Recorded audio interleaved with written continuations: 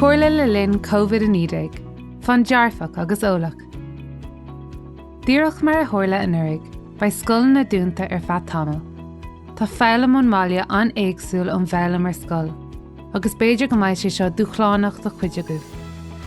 Cuideoidh sé caint leis an teaghlach agus a cóirde.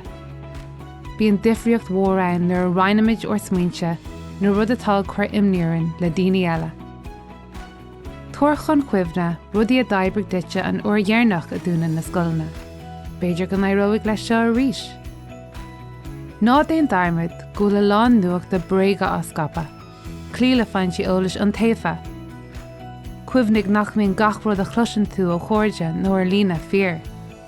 Glach sus ó eolas a chluisteáil faoi COVID-19 má bhíonn sé a chur ostaid. Tá vaccín á rulla amach anois don vírus in éireann. Ba deir le COVID-19 le himmeach dama agus ba rudaí mar bhíoch a ríis. Déan iirecht speisialta ara a thabhairt duit féin agus le dhaoine eile. Clochtaigh roinnt technící scíthe.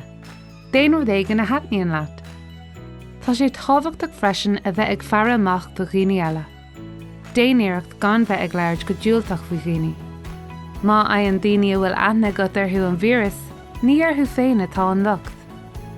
Tá ról a gcuin go léir maidir le stop a chuir le scapa COVID-19. Fan sa bhaile, ní do lábha. Clochtaigh fadú sosialta. Clúdaigh casachtaí agus sréithanna. Bíodh chlúdach ort agus tú a chóras iompar poiblí, i siopaí agus i suíomhanna eile le siig. Le haid tuile eolais, té chuig, gov.ie/scoileanna.